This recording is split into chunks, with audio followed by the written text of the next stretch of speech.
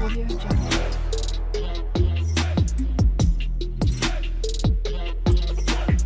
Audio Jungle. बिस्मिल्लाहिर्रहमानिर्रहीम, अस्सलाम वालेकुम व्यूअर्स, मैं नवीद वहीद। आज की वीडियो में डिस्कस करेंगे कि top 5 front end web frameworks कौन कौन से हैं और आपने इनमें से कौन सा चूज़ करना है। वो तो चलें आपकी मर्ज़ी है। लास्ट वीडियो मैंने अपलोड की थी स्टैक ओवरफ्लो सर्वे, आपको आइडिया हो जाएगा कि आपने कौन सा चूज़ करना है। तो इस चीज़ का आंसर भी चलें आपको मिल गया है।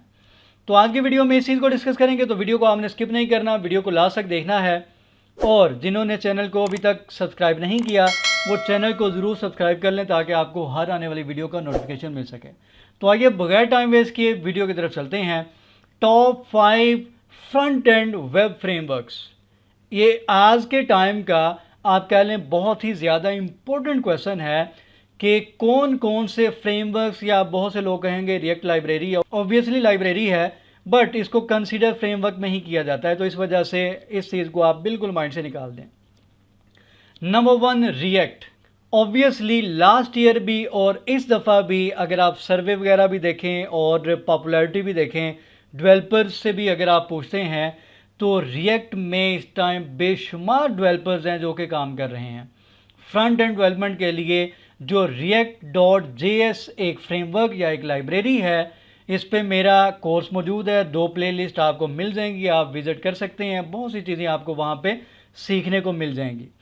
आप लोगों को आइडिया होगा, अगर नहीं आइडिया तो आप लोगों को अब पता चल जाएगा कि जो रिएक्ट है इसको डेवलप किया था फेसबुक ने। अब की फीचर्स कौन कौन से हैं? कंपोनेंट बेस्ड, ये बेसिकली इसका आर्किटेक्चर है, ठीक है जी। इसके बाद वर्चुअल डोम का कॉन्सेप्ट इसमें बहुत ही ज़्यादा पॉपुलर है कि ये बेस करता है नंबर 1 कंपोनेंट बेस्ड आर्किटेक्चर पे, प्लस वर्चुअल डोम को यूज़ करते हैं, JSX सिंटैक्स इसमें यूज़ किया जाता है। Best for large scale applications, आप इसको लार्ज स्केल एप्लीकेशंस के लिए यूज़ कर सकते हैं, डायनामिक यूज़र इंटरफेसेस के लिए यूज़ कर सकते हैं, cross platform development, react native वगैरह के लिए यूज़ कर सकते हैं, ठीक है जी। ये मेन आपको मैंने थोड़ा सा आइडिया दे दिया है। उसके बाद नेक्स्ट मूव करते हैं। दूसरे नंबर पे हमारे पास मौजूद है जी एंगुलर। आपको आइडिया होगा इस टाइम एंगुलर में भी बेशुमार काम मार्केट में है, बेशुमार डेवलपर्स हैं जो कि एंगुलर में काम कर रहे हैं। और एंगुलर ने भी कुछ मंथ पहले, 2-4 महीने पहले एंगुलर 18 जो नया वर्जन है, जो लेटेस्ट है, वो लॉन्च किया है। मैंने इस पर भी वीडियो बनाई थी, आप वीडियो वगैरह विजिट कर सकते हैं। एंगुलर को क्रिएट किया है गूगल ने, ठीक है जी, ये गूगल की प्रोडक्ट है।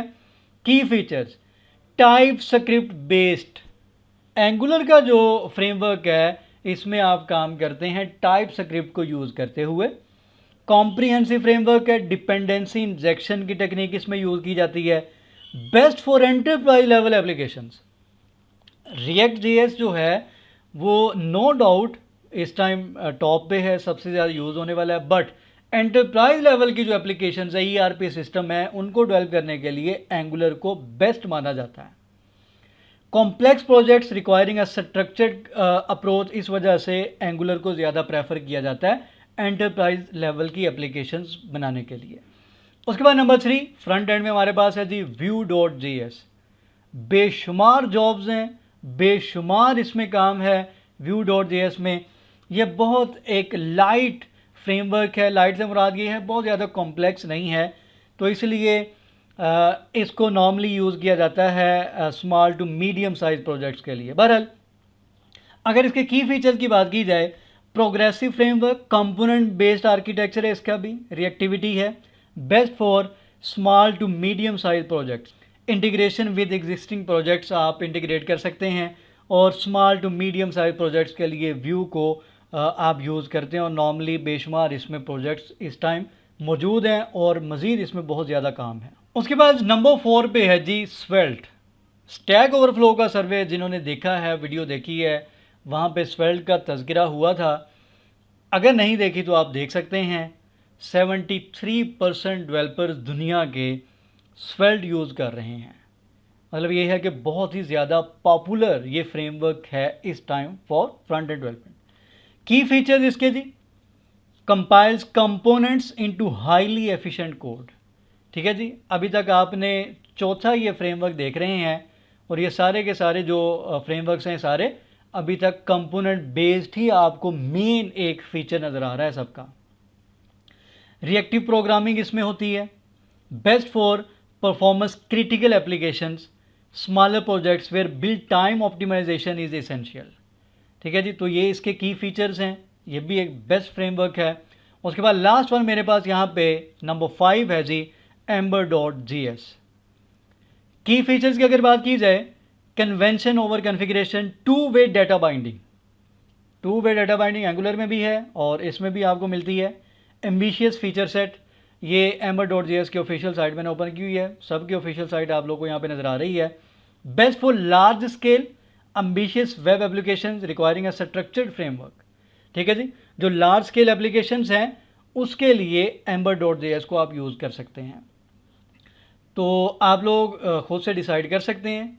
बेस इन सब की जावास्क्रिप्ट है, ये माइंड में रखिएगा कि जो इनकी बेस है वो जावास्क्रिप्ट है। अगर आप जावास्क्रिप्ट सीख चुके हैं या जावास्क्रिप्ट में काम करना चाहते हैं, पहले उसको सीखें।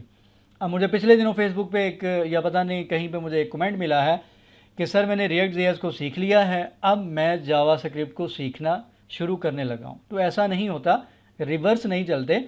जावास्क्रिप्ट सीखेंगे तो रिएक्ट सीख सकते हैं, रिएक्ट सीख के जावास्क्रिप्ट आप सीख रहे हैं, इसका मतलब ये है कि आपने रिएक्ट को नहीं सीखा। बहरहाल जी, वीडियो पसंद आई हो तो वीडियो को लाइक कीजिएगा और शेयर कीजिएगा और अपना फीडबैक लाजमी दीजिएगा। और चैनल जिन्होंने सब्सक्राइब नहीं किया, चैनल को ज़रूर सब्सक्राइब कीजिएगा। तो हमें याद रखा करें। अल्लाह हाफ़िज़ नाज़रीन।